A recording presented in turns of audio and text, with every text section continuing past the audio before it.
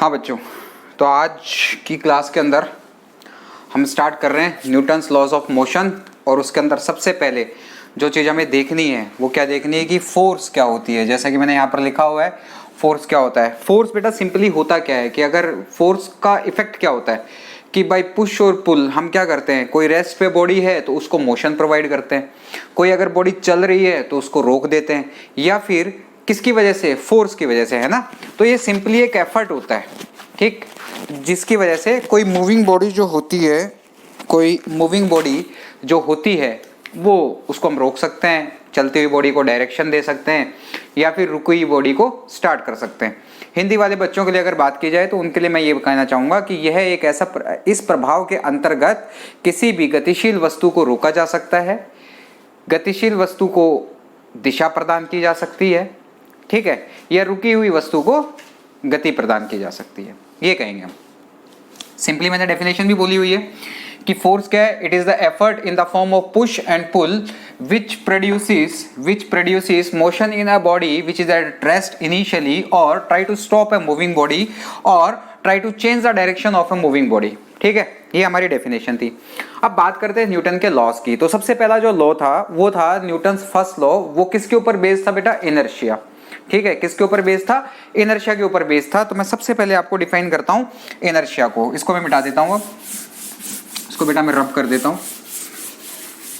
कपड़ा गीला है इस वजह से कुछ ऐसा सा आ रहा है, कोई बात नहीं, ठीक है, हमें चीज समझनी है,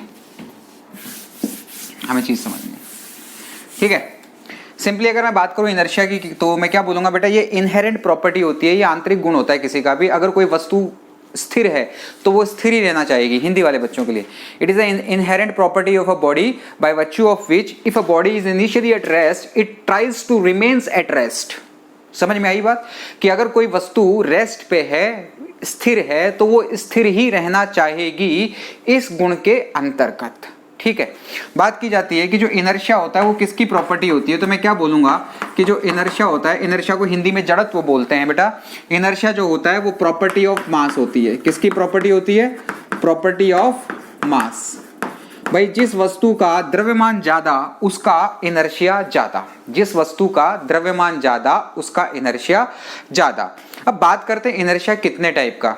देखो बेटा मैं क्या बोल रहा हूं कि फर्स्ट लॉ एक तरीके से इनर्शिया ही है। और इनर्शिया के बारे में किन्होंने बताया था, गैलीलियो साइंटिस्ट थे हमारे, उन्होंने बताया था। ठीक है, तो इनर्शिया क्या होता है कि ये एक इनहेरेंट प्रॉपर्टी होती है जिसकी वजह से अगर कोई बॉडी रेस्ट पे है तो वो रेस्ट पे ही रहेगी, कोई बॉडी मूविंग कंडीशन में, यानी वो जिस कंडीशन में वो उसी में रहना चाहती है, उसके अंदर कोई भी चेंजेस होते हैं तो वो उसका अपोज करती है। कहने का मतलब कि अगर वो चल रही है तो उसका मन क्या है, बस मुझे चलना ही है, मुझे रुकना नहीं है। अगर कोई रोकेगा तो वो उसको अपोज करेगी, नहीं मुझे तो चलना ही है। अगर कोई रुकी हुई है तो वो क्या बोलेगी, नहीं मुझे मत चलाओ, मुझे रेस्ट पे ही रहना है। तो तीन टाइप के इनर्शिया होते हैं। First inertia at rest, second inertia, writing बहुत खराब है बेटा लेकिन समझ में आ रही है तो ठीक है, inertia of motion, third inertia of direction. ठीक है, इसी के ऊपर बेस्ड है फर्स्ट लॉ भी क्या बोलता है मैं साथ में बता देता हूं।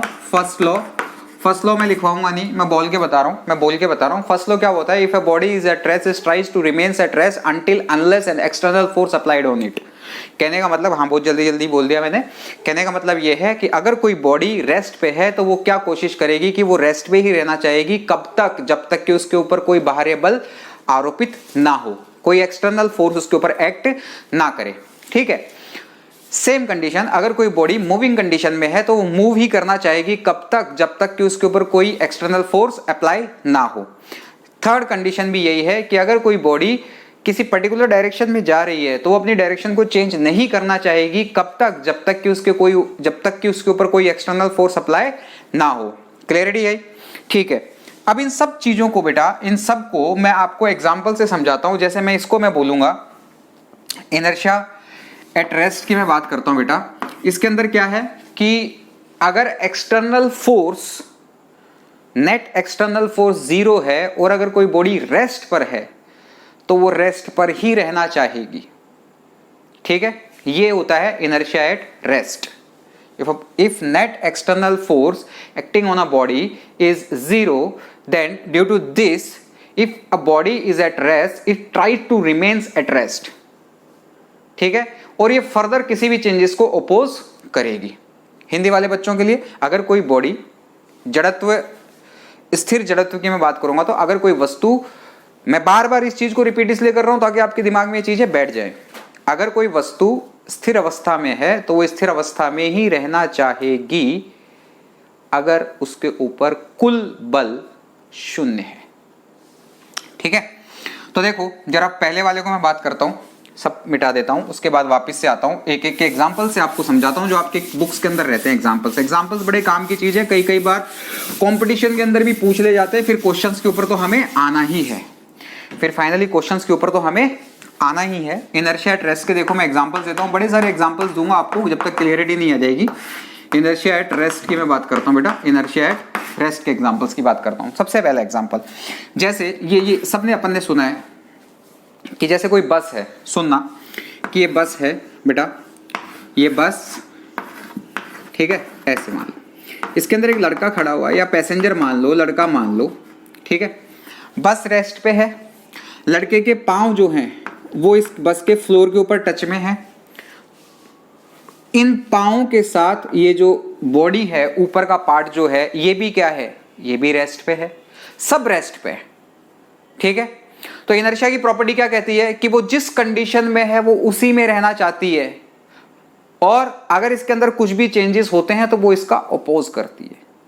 तो सुनना पहला एग्जांपल, अचानक से ये बस चल पड़ी, अचानक से ये बस चल पड़ी, तो बेटा सुन जरा, बस चली तो ये फ्लोर भी चला, चला कि नहीं चला? इस फ्लोर के कांटेक्ट में इस बंदे के पैर थे, फ्लोर के कांटेक्ट में इस बंदे के पैर थे, तो पैर भी चल पड़े। ठीक है, अगर मैं यूं कहूं कि भाई ये पैर भी चल पड़े, लेकिन ये जो ऊपर की बॉडी है ये क्या चाहती है, ये चाहती है रेस्ट में ही रहना, तो ये मोशन को अपोज करेगी। किसकी वजह से? Due to inertia at rest, स्थिर जड़त्व के कारण। समझ में आई बात? तो क्या होता है कि जब अचानक से गाड़ी चलती है तो ये जो पैसेंजर्स हैं ये पीछे की तरफ गिरते हैं, पीछे की तरफ गिरते हैं। क्यों? क्योंकि फ्लोर चल पड़ा, पैर चल पड़े, लेकिन ऊपर का जो हिस्सा वो क्या चाहता है, वो रेस्ट पे रहना चाहता है। सेम कंडीशन, अगर कोई घोड़ा है, हॉर्स है, अब घोड़ा नहीं बनेगा मुझसे, आप तो मान के चलो ये मैं छोटा सा ऐसे कुछ बनाने की कोशिश करता हूँ, बनेगा नहीं, कुछ भी बन जाए है ना, ये घोड़ा तो नहीं बनेगा, बैल बन जाएगा, कुछ बन जाएगा, घोड़ा तो नहीं बनेगा, नहीं बना, मान लो ये आदमी है ऐसे। ठीक है, तो मैं यूं कहता हूँ डायनासोर बन गया, ये घोड़ा नहीं है। तो मैं यूं कहता हूँ कि अगर ये अचानक से चलना स्टार्ट कर देगा तो पैसेंजर क्या, राइडर पीछे की तरफ गिरता है। क्यों गिरता है? रीजन क्या है इसका? इसका रीजन ये है कि घोड़ा भी रेस्ट पे है और जो बैठा हुआ है आदमी वो भी रेस्ट पे है, तो उसके पैर, थाइस सब रेस्ट पे है। अचानक से घोड़ा चल पड़ा तो पैर, थाइस भी चल पड़े, लेकिन ऊपर का हिस्सा क्या चाहता है? रेस्ट पे ही रहना चाहता है। ठीक है, तो इस वजह से ये पीछे की तरफ गिर जाता है। और देखो, और बड़े सारे एग्जाम्पल है। घरों में दरियां होती हैं, दरी, अब दरी नहीं बन सकती, देखो ये ऐसे मान लो ये दरी है। ठीक है, सारे पार्टिकल्स क्या हैं, इस पे रेस्ट पे चिपके हुए हैं। अब मैंने मारी लकड़ी, लकड़ी मारते ही दरी तो आ गई मोशन में, लेकिन पार्टिकल्स क्या चाह रहे हैं? रेस्ट में ही रहना चाह रहे हैं, इसलिए वो नीचे गिर जाते हैं। बड़ा फेमस एग्जांपल है ग्लास वाला, पानी के ग्लास वाला, ऐसे कि इसके ऊपर एक कार्डबोर्ड लगा दिया, उसके ऊपर एक सिक्का रख दिया। अब उस कार्डबोर्ड को इतनी जोर से मारते हैं पर ये सिक्का इसके साथ ना जा करके नीचे गिर जाता है। ये इसका रीजन क्या है? इसका रीजन ये है कि भाई ये सिक्का भी रेस्ट पे, इनिशियली कार्डबोर्ड भी रेस्ट पे, लेकिन जैसे ही कार्डबोर्ड को अचानक से हमने ऐसे इसको भेजा तो इसने तो मोशन अटेन कर लिया, लेकिन सिक्का अभी भी क्या रहना चाहता है? रेस्ट पे रहना चाहता है, इसलिए वो नीचे गिर जाता है। एक और होता है, आम के पेड़ के ऊपर चढ़ के अगर, या बेर के पेड़ों को हम यूं ही हिला देते हैं जोर जोर से, तो बेर गिरते हैं, आम गिरते हैं। क्यों? क्योंकि ब्रांच रेस्ट पे है, आम भी रेस्ट पे है, लेकिन अचानक से अगर मैंने ब्रांच को हिलाया तो होता क्या है, वो जो आम होता है वो रेस्ट पे रहना चाहता है, इसलिए उसमें एक जर्क आता है और नीचे गिर जाता है वो। ये भी किसका एग्जाम्पल है? इनर्शिया एट रेस्ट का। क्लैरिटी आई? मैंने बड़े सारे एग्जाम्पल दिए इनर्शिया रेस्ट के। अब मैं आपको सारे एग्जाम्पल्स, इन्हीं सब एग्जाम्पल्स को वापस लेता हूं किसके अंदर? इनर्शिया ऑफ मोशन के अंदर। तो देखो मैं इनको मिटा देता हूं, वापस चलते हैं इन्हीं एग्जाम्पल्स के अंदर। आज का लेक्चर पूरा थ्योरेटिकल बेस होगा बेटा, थ्योरेटिकल क्वेश्चंस बनते हैं इनके ऊपर छोटे छोटे, क्योंकि एग्जाम्पल्स दे देंगे और यूं पूछते हैं कि बताओ ये कौन से वाले का है, इनर्शिया एट रेस्ट का है या इनर्शिया मोशन का है। तो नेक्स्ट जो हमारा है वो क्या है? Inertia of motion. Inertia of motion, इसके अंदर भी मैं क्या बोलूंगा? अगर नेट एक्सटर्नल फोर्स मेरा जीरो है तो अगर कोई बॉडी मेरी मूविंग कंडीशन में है तो वो किस में रहना चाहेगी? It tries to remains in motion. ठीक है, मोशन में रहना चाहेगी। देखो अब जैसे वापिस मैं बात करता हूं, ये बस, अब बस के अंदर ये पैसेंजर,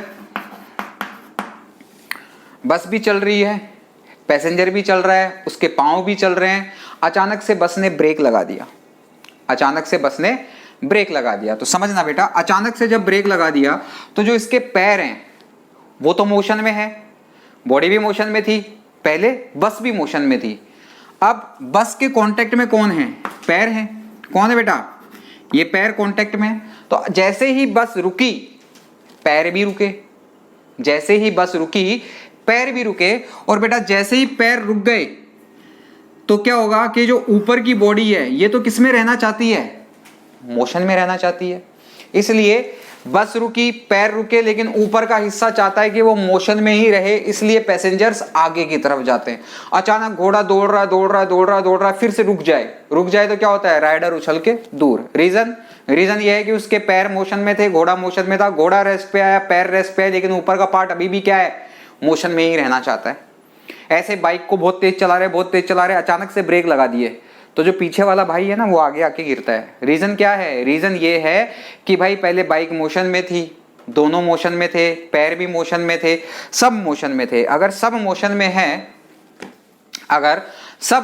में है तो जैसे ही ब्रेक लगेगा बाइक रेस्ट पे आएगी, बाइक रेस्ट पे आई, थाइज रेस्ट पे आई और कमर हमारी रेस्ट पे आई, लेकिन ऊपर का पार्ट क्या है? वो तो मोशन में ही रहना चाहता है, तो गिर जाते हैं। बातें आई समझ में? ये एक दो एग्जांपल्स थे इनर्शिया ऑफ मोशन के। नेक्स्ट एग्जांपल की मैं बात करता हूं, इनर्शिया ऑफ डायरेक्शन की। देखो इनर्शिया ऑफ डायरेक्शन कुछ भी नहीं बेटा, जो गाड़ी मतलब जो चीज जिस डायरेक्शन में है वो उसी डायरेक्शन में जाना चाहती है, ये इसकी प्रॉपर्टी है। वो जिस डायरेक्शन में उसी डायरेक्शन में जाना चाहती है। जैसे मैं एक छोटा सा एग्जांपल लूं कि एक आदमी है, वो रस्सी से पत्थर को बांध के यूं घुमा रहा है। अचानक से रस्सी टूट जाएगी तो ये टेंजेंशियली चला जाएगा, अब उस डायरेक्शन में नहीं घूमेगा, सेंट्रीफ्यूगल फोर्स लग जाएगा। बात आई समझ में? ठीक है, जब तक वो घुमा रहा था एक डायरेक्शन में चला गया, जैसे रस्सी टूटी वो बाहर चला गया। सेम कंडीशन बेटा उसके ऊपर भी आ जाती है। जैसे अपन एक टर्न के ऊपर गाड़ी को यूं घुमाते हैं, ठीक है, तो जो पैसेंजर, जो बंदा साइड में बैठा रहता है वो बाहर की तरफ जाता है। क्यों जाता है? क्योंकि बॉडी क्या चाहती है? सर्कुलर पाथ, कोई मोशन, सर्कुलर मोशन में जाना चाहिए। वो स्ट्रेट जा रही थी, वो कैसे जाना चाह रही है? स्ट्रेट। अचानक से घुमा दिया तो जो बॉडी सीधे जाना चाह रही है, जैसे मेरे को लो, मैं समझाता हूं आपको। देखो जैसे ये कार है, ये कार तो बना सकते हैं, ये कार है ना, ये सीधा जा रही थी, इसके अंदर ये आदमी बैठा हुआ है, ये भी सीधा जा रहा है, इसकी बॉडी भी सीधा जा रही है, लेकिन अचानक से कार ने यू टर्न कर दिया। कार टर्न हुई, इसके कांटेक्ट में जो चीज है, हमारे पैर जो हैं वो भी टर्न हुए, लेकिन हमारा ऊपर का पार्ट क्या चाहता है? वो तो आगे ही जाना चाहता है ना। तो इस वजह से क्या होता है कि ये पार्ट तो आगे जाता है और जैसे गाड़ी घूम जाती है, जो पैसेंजर होते हैं वो बाहर की तरफ अपने आप को ऐसा लगता है कि मैं गिरने वाला हूं, मैं बाहर की तरफ ऐसे घुमाते ना गाड़ी को, तो अपन ऐसे जाते हैं बाहर। उसका रीजन होता है ये इनर्शिया ऑफ मोशन।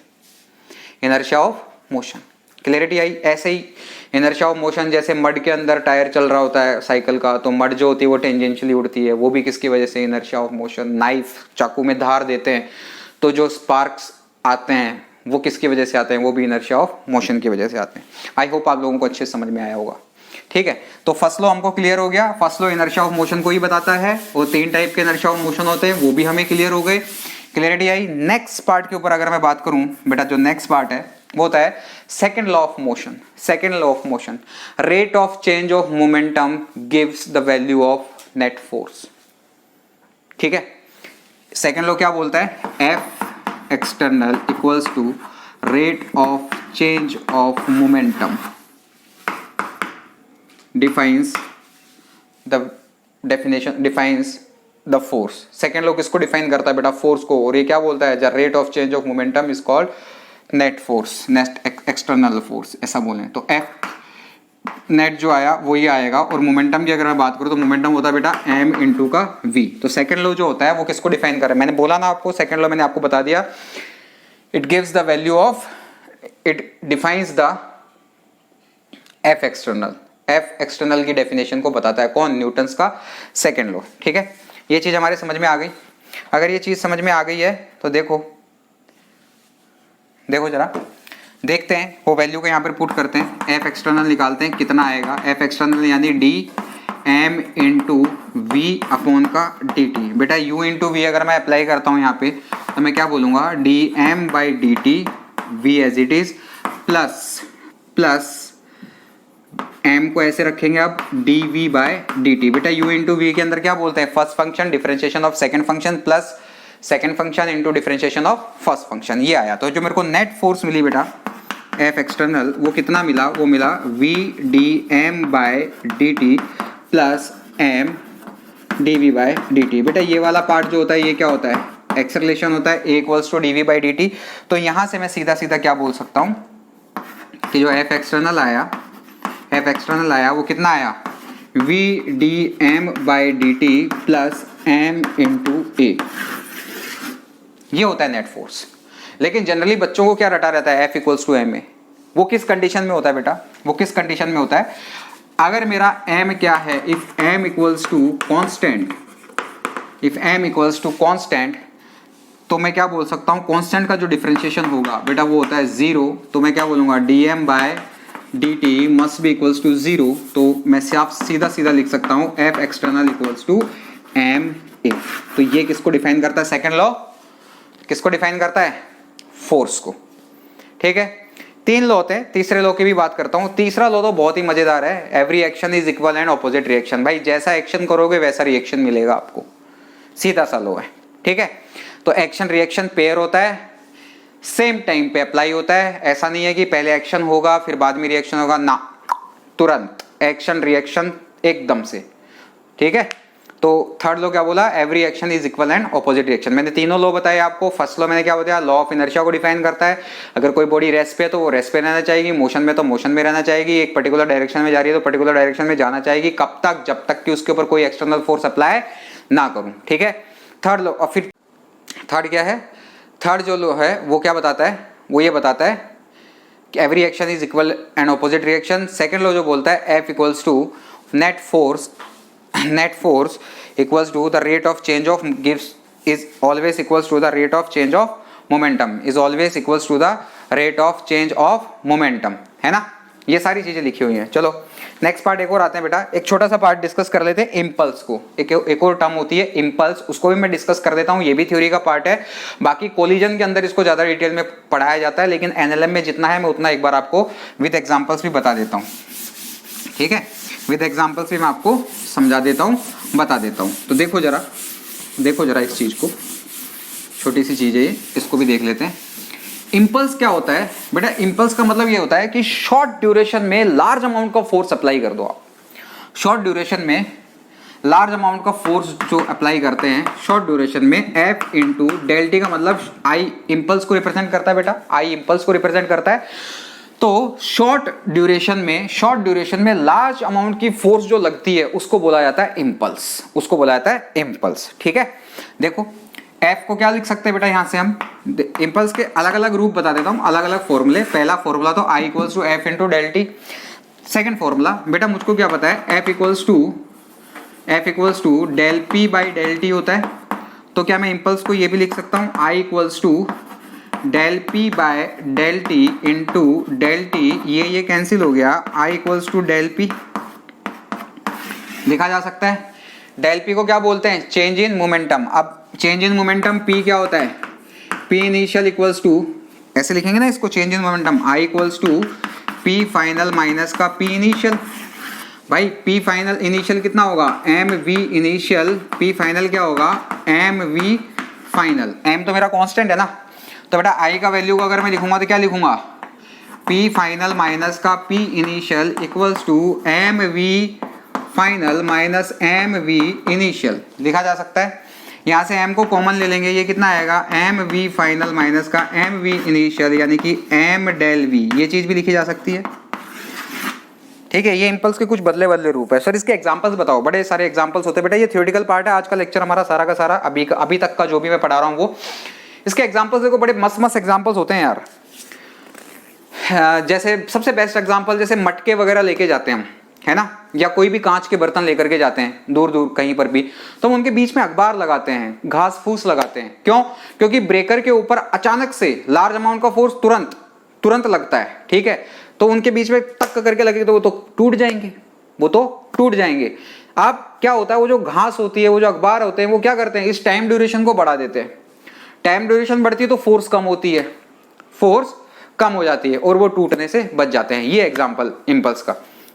एक और एग्जांपल बताता हूँ, जैसे जो लोग क्रिकेट वगैरह खेलते हैं उनके लिए, कि भाई जो ऊपर से कैच लेते हैं, अगर मैं ऐसे कमल का फूल खिला दूंगा तो बॉल क्या होगी, टप्पा खा के चली जाएगी। टप्पा खा के चली जाए वो तो कोई दिक्कत नहीं है, हाथ भी टूट जाएंगे लेदर बॉल से लगता है। तो आपने नोटिस किया हो कि जो क्रिकेटर्स होते हैं वो क्या करते हैं, कैच लेने के लिए ऐसे लेते हैं, पीछे तक ऐसे लेकर के आते हैं। ऐसे क्यों लेकर के आते हैं, ऐसे इसलिए लेकर के आते हैं कि जो टाइम ड्यूरेशन है वो कम हो जाए और फोर्स हमारी जो लग रही है पर्टिकुलर इंस्टेंट पे वो कम हो जाए।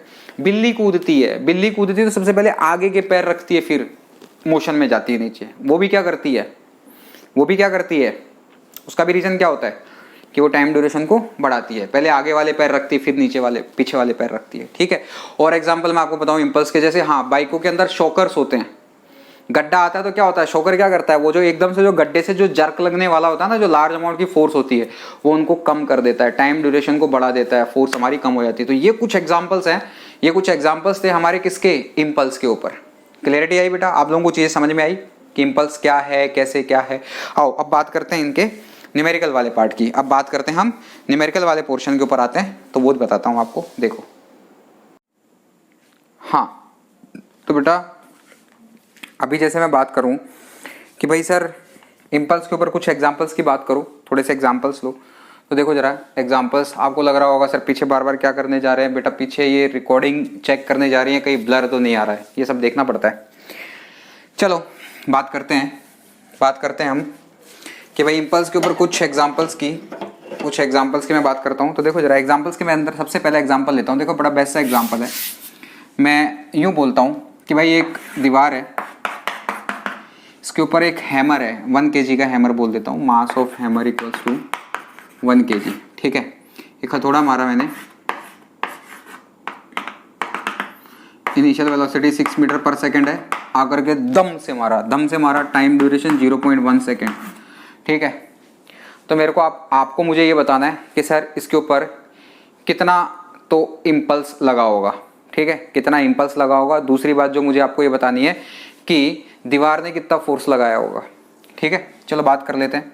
भाई इनिशियल वेलोसिटी कितनी है, वी इनिशियल जो मेरा है वो कितना है, 6 मीटर पर सेकेंड। वी फाइनल की वेलोसिटी की बात करूंगा तो कितनी है, वो 0 है। सर एक बात बताओ, आप सीधा ऐसे कैसे लिख रहे हो, हमें क्योंकि बेटा हमें क्या पूछा है, इम्पल्स पूछा है, तो इम्पल्स क्या बोलेंगे, M V final minus V initial, V final minus V initial. ठीक है, यहाँ पे मेरे को दोनों चीज़ें गिवन है, एम का वैल्यू है 1, वी फाइनल का वैल्यू है मेरा 0 माइनस 6। ठीक है, तो ये मेरे को कितना आ गया, आई जो आया -6 न्यूटन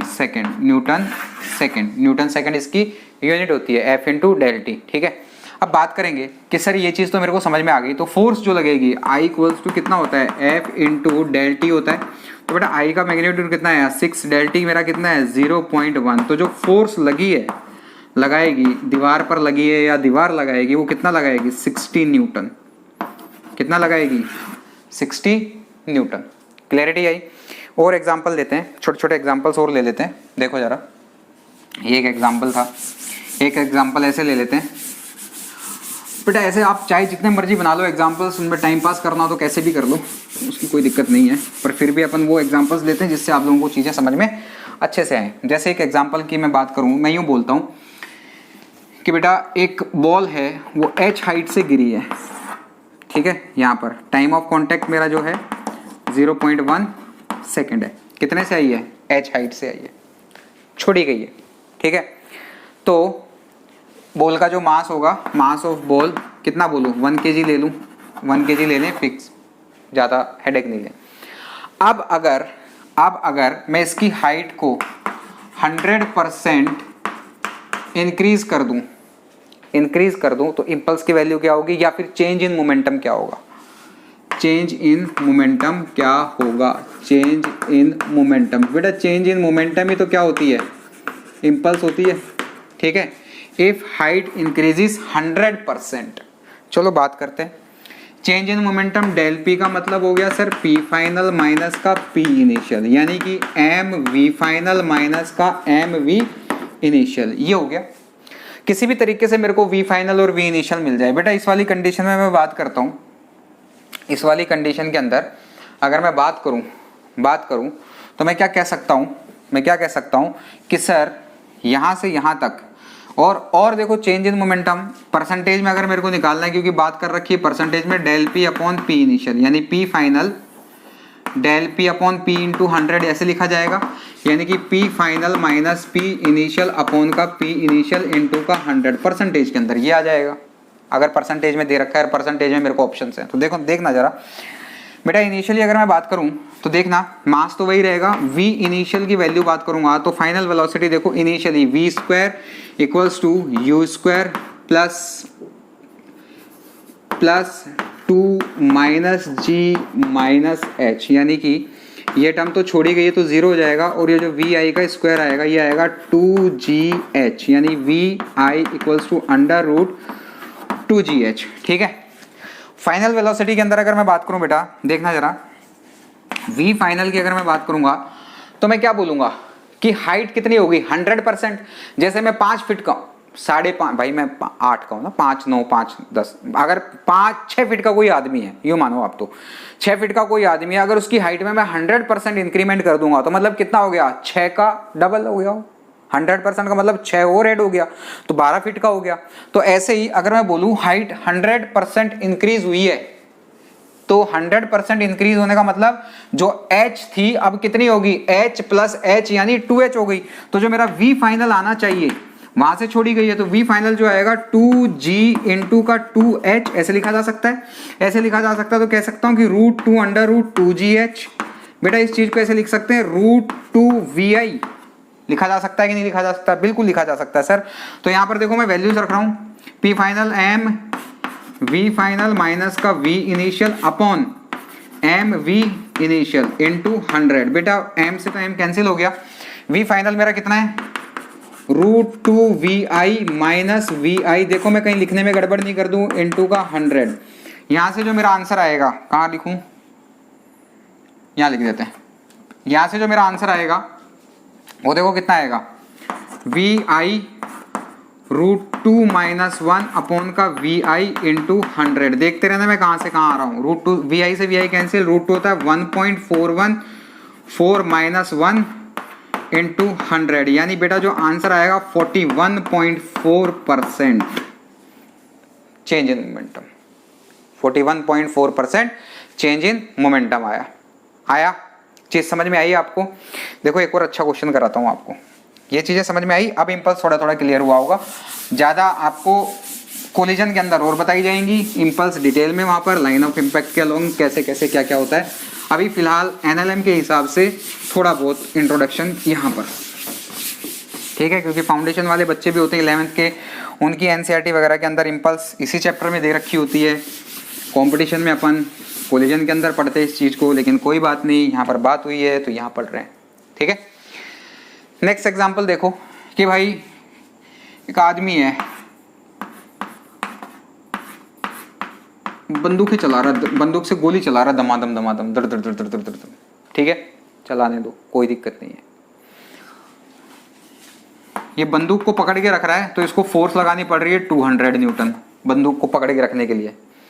गोली जो जा रही है कितनी स्पीड से ले लें, 200 मीटर पर सेकंड से ले लो सर, 200 मीटर पर सेकंड की स्पीड से जा रही है, तो पर सेकंड कितनी गोलियां जाएंगी, पर मिनट 200 भी क्यों, 1000 लो आप, तो काटा पीटी में आसानी रहेगी, 1000 मीटर पर सेकंड से, तो पर मिनट कितनी गोलियां निकलेंगी, ये आपको मुझको बताना है। ठीक है, करें, चलो भाई देखते हैं। मुझे ये तो पता चल गया कि 200 न्यूटन फोर्स लग रहा है पकड़ने के लिए। ठीक है, मैं बोलता हूं एक गोली अगर जाती है, तो जो मोमेंटम होता है बेटा, जो मोमेंटम की मैं बात करता हूं, एक गोली m इंटू वी से, गोली का भी मास ले लो, गोली का मास ले लो 50 ग्राम, 50 ग्राम की एक गोली है। ठीक है, मास ऑफ बुलेट, आपको ये बताना पर मिनट कितनी गोलियां निकलेंगी बंदूक से। तो बेटा एक गोली के लिए जो मोमेंटम होगा वो कितना हो जाएगा, 50 इंटू 10 की पावर -3 इंटू 1000। अब पता चला मैंने 1000 क्यों लिया, ताकि ये कट जाए, 50 kg मीटर पर सेकंड, ये आ गया। लेकिन अगर मैं बात करूं n गोलीज आएंगी, n गोलीज निकल रही हैं, तो मैं फोर्स को क्या बोलते हैं, F equals to del P by del T। तो n गोलीज की अगर मैं बात करूंगा, n mv लगेगा n गोलीज को होल्ड करने में। तो यहां से क्या बोलेंगे, डेल T कितना ले लें, डेल T कितनी बोलिए बेटा, पर मिनट, तो 60 सेकेंड हो गया ये। और फोर्स कितना लग रहा है बेटा, फोर्स कितना लग रहा है, n गोली, मैं मान के चलता हूं एक गोली के लिए तो इतना लग रहा है, तो n गोलियां निकल रही हैं। ठीक है, पर सेकंड, मैं तो पर सेकंड बोल देता हूं कि भाई 1 मिनट के अंदर कितनी जा रही है कितनी नहीं, 1 मिनट में निकालनी है, तो पर सेकंड निकाल लेता हूं, उसको फिर 60 से मल्टीप्लाई कर दूंगा, या जो भी है, मतलब पर सेकंड ये आ जाएगा, कितना आएगा, 1 मिनट में 60 सेकंड होते हैं, तो मैं पर सेकंड निकाल लेता हूं भाई कितनी गोली जा रही है। ठीक है, तो ये तो आ गया, ये यहां से मैं सीधा वैल्यूज रखता हूं, n इंटू 50 डिवाइडेड बाई 60, और फोर्स कितना लग रहा था बेटा, 200 न्यूटन। n का वैल्यू कैलकुलेट कर लो यार, देखो क्या आता है, नंबर ऑफ गोलीज पर सेकेंड है ना, वो निकाल रहा हूं, तो 200 इंटू 60 बाय 50, देखो काटा पीटे में कुछ गड़बड़ नहीं हो जाए, 4640, ओ भाई तगड़ी निकल रही है यार, 1 मिनट में इतनी गोलियां जा रही हैं।